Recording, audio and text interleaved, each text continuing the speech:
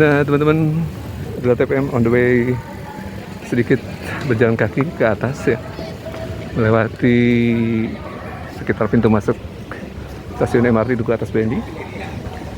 Cukup banyak kunjungan juga di lokasi ini ya, yang enak buat duduk-duduk melewatkan weekend ya teman-teman. Ini ada Lego Lego kucingnya Pak Anies yang kakinya hanya 3 ya, 1 diamputasi. Kemarin sempat live bersama Pak Anies Baswedan di TikTok ya, Lego ini. Ada locker ya, smart locker untuk menitip barang.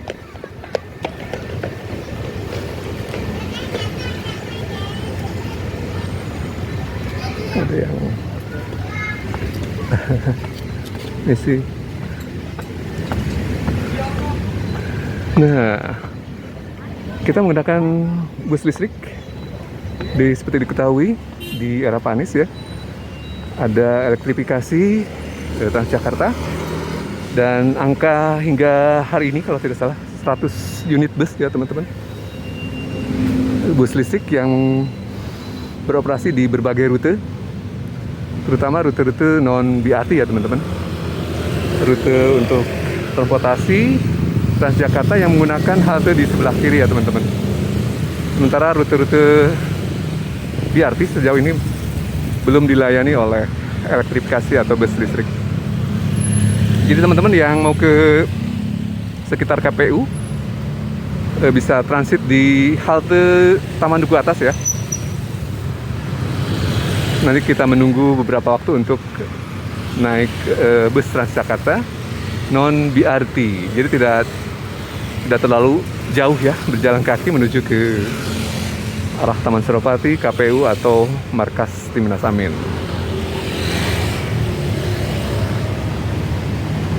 Nah, ini pemandangan di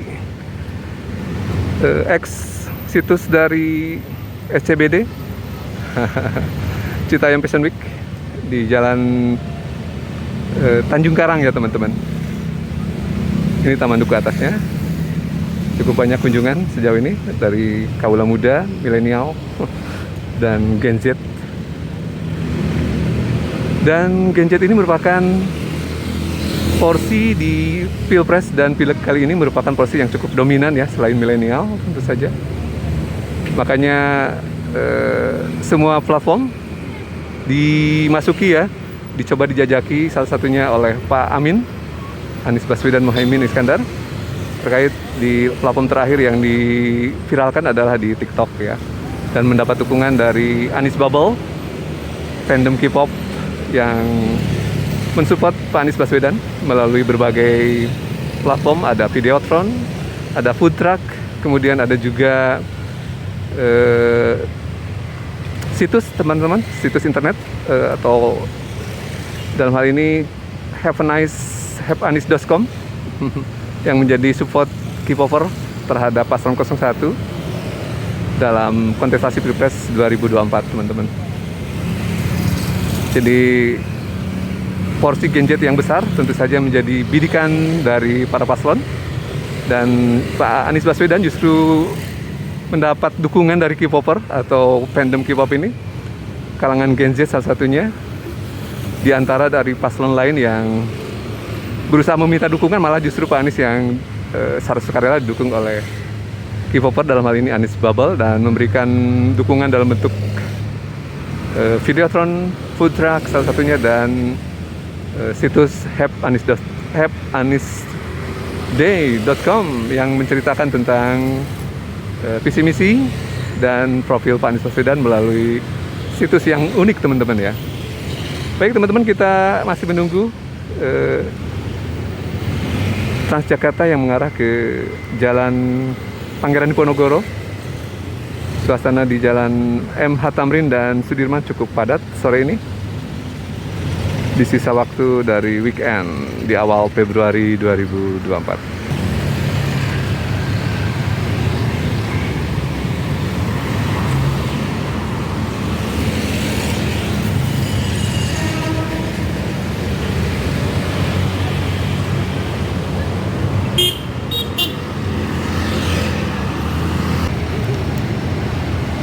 Jadi teman-teman Roda.WM, hari ini tanggal 4 Februari 2024, tanggal maksud saya pukul sekitar 15.50 teman-teman. Nah, nanti debat terakhir dari Capres ini merupakan debat Capres ketiga, akan membahas tentang kesejahteraan sosial, kebudayaan, pendidikan, teknologi informasi, kesehatan, ketenagakerjaan, sumber daya manusia, dan inklusi. Jadi tema-tema yang lebih ke ini ya, di bawah Menko PMK ya teman-teman, Bapak Muhadjir Effendi saat ini ya. Sementara tema-tema pertahanan atau Menko Polhukam sudah selesai, kemudian tema-tema Menko Marinvest juga sudah selesai. Jadi termasuk juga Menko Ekonomi. Jadi hanya satu Menko yang saat ini akan tampil bila mana ada dari sisi incumbent adalah tentu saja Menko PMK ya, Pak Muhadjir Effendi. Jadi ada 4 Menko di pemerintahan saat ini di rejim Pak Jokowi, dan ini adalah kewenangan dari Menko terakhir. Dan kalau melihat dari ketiga paslon yang akan tampil, sepertinya tema ini merupakan tema yang lebih banyak dikuasai oleh Pak Anies Baswedan ya. Tema pendidikan terutama, ada juga kebudayaan, banyak sekali dikuasai oleh Pak Anies Baswedan ya. Termasuk juga kesejahteraan sosial yang menjadi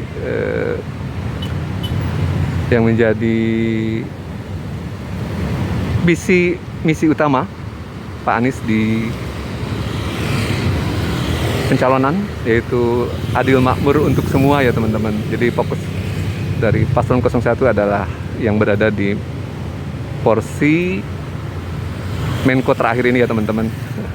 Nah, ini 4C sudah mulai merapat, kita akan mendekat teman-teman. 4C Bundaran Senayan ke TU Gas. Jadi kendaraan Transjakarta elektrifikasi. Sudah ada 100 unit ya di Jakarta teman-teman. Realisasi dari komitmen Pak Anies di tahun 2022 yang sempat bergeser waktunya ke tahun 2023 sebagian ya teman-teman.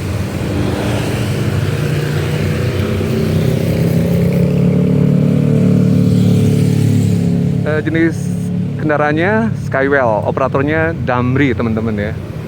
Sebelumnya ada juga yang 30 unit pertama adalah BYD ya teman-teman, dari merek unitnya ya. Dan operatornya kalau tidak salah dulu Mayasari yang 30 unit pertama. Nah teman-teman, kita sudah berada di bus Transjakarta 4C Bundaran Senayan ke TU Gas. Suasana kabinnya teman-teman cukup baik ya, silent, tidak ada noise dari mesin ya teman-teman, dan cukup adem.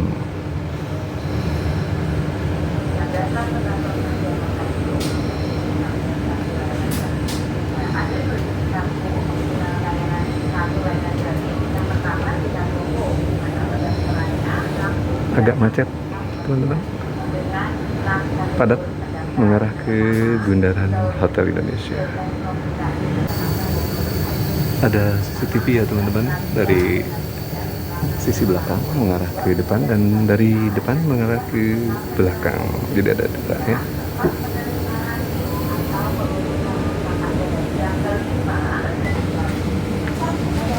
Kita masih tertahan di sekitar Tosari ya teman-teman.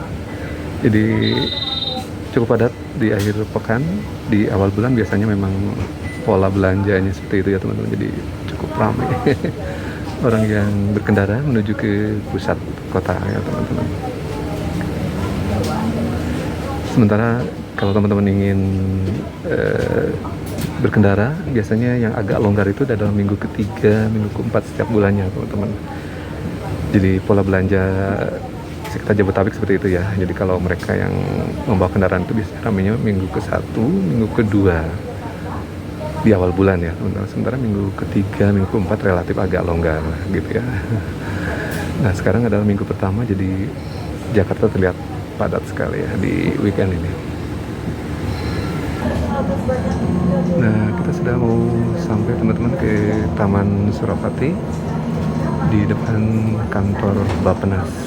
Kita akan jalan kaki setelah itu untuk menuju ke markas Timnas Amin di Jalan Pangeran Diponegoro nomor 10.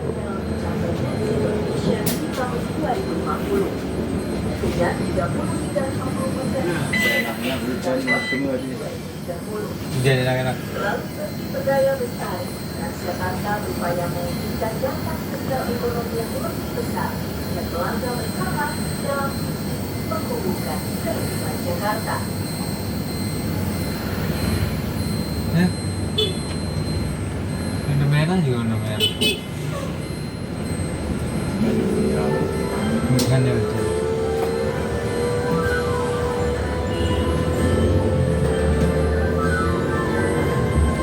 Nah, ini Taman Suropati, Jakarta.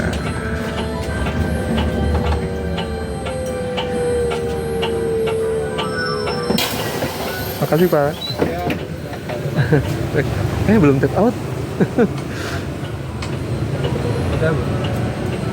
Terlupakan. Ya. Maaf ya, Pak. Iya, makasih. Masih ya. Lupa tap out, teman-teman. Untung masih bisa ditungguin ya, teman-teman. Nah, ini teman-teman. Kita sudah sampai di depan kantor Bappenas dan berada di Taman Suropati untuk berjalan kaki sedikit ke arah sebelah timur, yaitu markas Timnas Amin. Namun sebelum itu kita coba rehat sejenak untuk melakukan sholat asar di sekitar Taman Suropati. Kondisinya oke ya teman-teman, Taman Suropati. Banyak tempat duduk, ada jalur pedestrian juga untuk mengitari taman, untuk berjogging ya teman-teman, atau sekedar jalan kaki. Dan banyak pohon-pohon besar ya, yang ini sudah ada sejak zaman kolonial ya teman-teman. Namun terus diperbaharui oleh Pemprov DKI Jakarta terkait juga dengan layout dan fasilitas pendukungnya teman-teman. Ini tidak pernah sepi teman-teman untuk berolahraga ya, terutama di pagi dan sore hari. Nah, kita akan ada tempat untuk sholat, yaitu Musola Baba Alun teman-teman. Tadi soalnya kita on the way di sebelum asar dan sudah jatuh waktu di sekitar stasiun BNI itu tadi. Nah, ini suasananya di Taman Suropati, jadi banyak monumen ASEAN ya teman-teman, kontributor dari atau kontribusi dari berbagai anggota ASEAN, negara ASEAN ya. Ada Thailand, ada Filipina, ada Singapura, ada Malaysia, dalam bentuk instalasi-instalasi khas negara mereka ya teman-teman.